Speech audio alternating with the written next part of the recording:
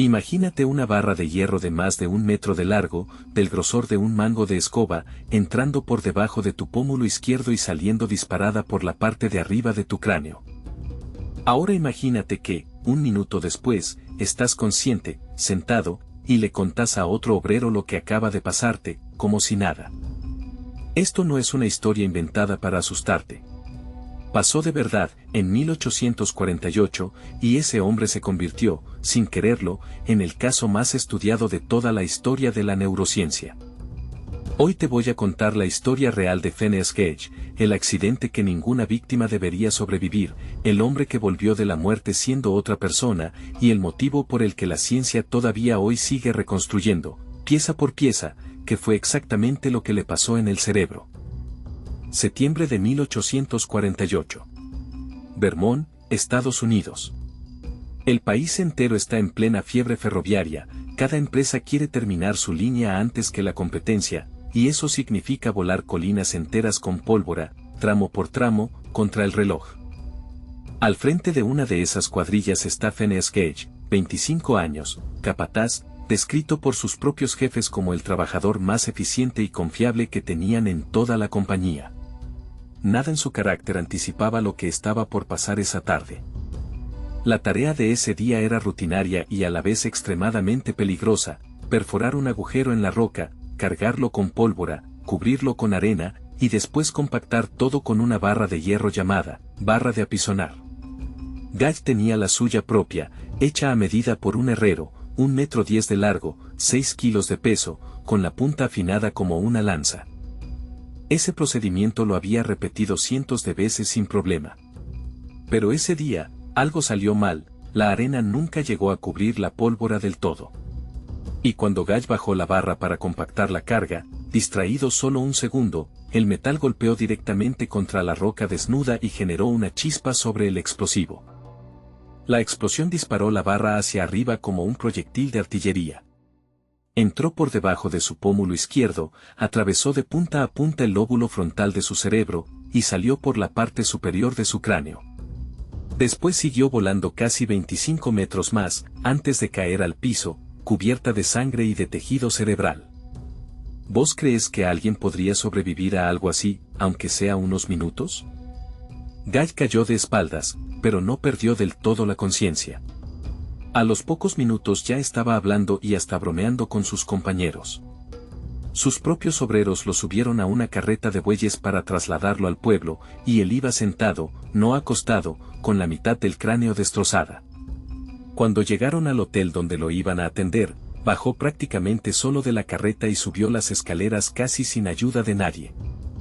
El médico del pueblo, el Dr. John Martin Harlow, llegó y no podía creer lo que estaba viendo: un agujero que atravesaba literalmente el cráneo de punta a punta, con fragmentos de hueso astillado y tejido cerebral visible a simple vista, y el paciente completamente consciente, respondiendo con claridad cada pregunta que le hacían. Harlow limpió la herida, acomodó los fragmentos de hueso que todavía colgaban del cuero cabelludo, y esperó. Días después apareció una infección por hongos que le hinchó tanto la cara que no podía ni abrir los ojos, y Gage entró en un coma profundo durante varias semanas. Todos, incluido el propio Harlow, pensaron que no iba a sobrevivir esa noche. Pero para sorpresa de absolutamente todos los médicos que lo trataron, en un par de meses Gage estaba físicamente recuperado, caminando, hablando, comiendo solo, casi como si nada hubiera pasado. Cuando Harlow publicó el caso en una revista médica, buena parte de la comunidad científica de Boston directamente no le creyó. Les resultaba imposible que alguien sobreviviera a semejante herida sin quedar postrado o mudo. Recién un año después, en 1849, un profesor de cirugía de Harvard llamado Henry Jacob Bigelow viajó personalmente a examinar a Gage, confirmó cada detalle de la herida, y recién ahí el resto del mundo médico aceptó que la historia, por increíble que pareciera, era completamente real. ¿Alguna vez pensaste en qué parte exacta de tu cerebro te hace ser vos mismo? Porque acá empieza la parte más inquietante de esta historia. El cuerpo de Gage se recuperó casi por completo, podía caminar, hablar, trabajar con sus manos. Pero la persona que volvió a levantarse de esa cama, no era la misma. Antes del accidente, todos coincidían: era responsable, prolijo con el dinero, tranquilo, respetuoso, un líder nato que sus propios jefes describían como el empleado modelo. Después del accidente, sus amigos más cercanos empezaron a describirlo como impulsivo, grosero, obstinado, incapaz de sostener un plan de trabajo o de respetar un compromiso por más de un par de días. El doctor Arlo escribió una frase que se volvió célebre en la historia de la medicina. La gente que lo conocía de toda la vida decía, literalmente, que Guy ya no era Guy. Antes jamás decía una mala palabra delante de una mujer, después, según Arlo, respondía con la más grosera profanidad ante cualquier consejo que no quisiera escuchar, y armaba planes de futuro con total seguridad para abandonarlos por completo al día siguiente. La empresa de ferrocarriles, que antes lo consideraba su mejor capataz, se negó a volver a contratarlo. No pudo sostener ningún empleo estable durante años. Y por un tiempo, literalmente se ganó la vida exhibiéndose a sí mismo, junto con la barra de hierro que lo había atravesado, en el Museo de Curiosidades de P.T. Barnum, en Nueva York, bajo un cartel que lo presentaba como el hombre con el agujero en la cabeza. ¿Te imaginas perder por completo quién eras, de un segundo a otro, y tener que reconstruirte desde cero frente a la mirada de todo el mundo? Pero hay un dato que casi nunca se cuenta, y que le da un giro distinto a toda la historia. Años después, Guy viajó a Chile y trabajó durante casi 8 años manejando diligencias de pasajeros entre Valparaíso y Santiago, un trabajo que exige rutina, memoria de horarios y responsabilidad constante con extraños todos los días. Algunos investigadores modernos creen que, con el tiempo, su cerebro logró adaptarse parcialmente a la lesión, y que la imagen del monstruo irrecuperable, en la que se convirtió durante más de un siglo de libros de texto, no fue del todo justa ni del todo permanente. Su salud empezó a decaer con el paso de los años, y volvió a Estados Unidos para estar cerca de su familia. Guy murió en San Francisco en 1860, 12 años después del accidente, tras una serie cada vez más frecuente de convulsiones que hoy se consideran una consecuencia directa y tardía de la cicatriz que le quedó en el cerebro. Y acá es donde la historia debería terminar. Pero no termina. Durante más de 150 años, ni siquiera existía una fotografía confirmada de Guy. Casi todos los grabados que circulaban en libros de medicina eran ilustraciones inventadas después de su muerte.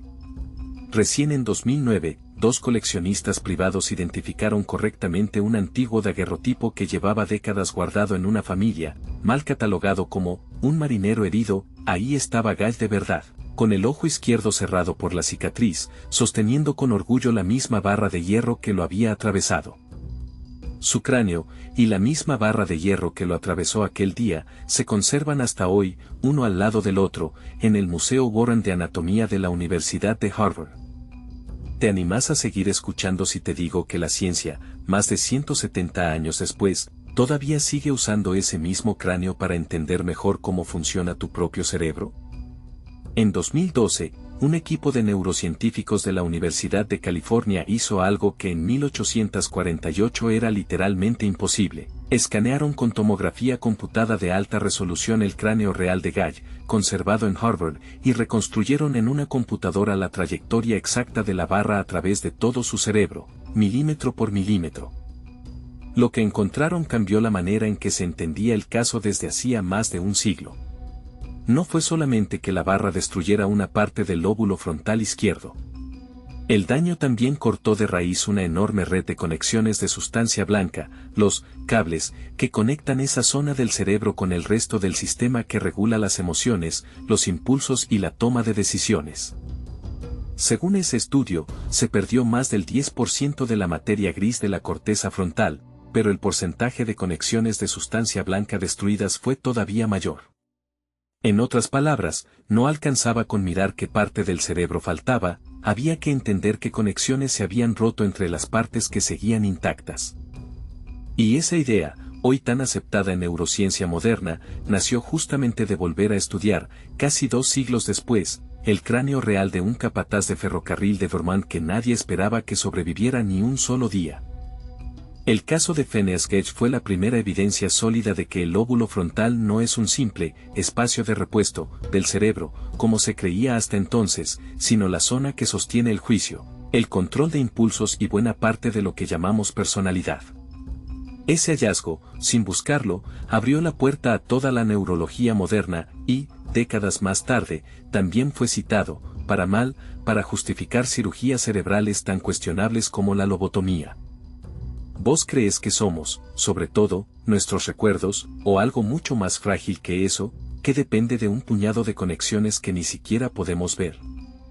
Una barra de hierro, un capataz de 25 años, y un accidente de un segundo terminaron enseñándole a la humanidad más sobre su propio cerebro de lo que un siglo entero de teorías había logrado hasta ese momento.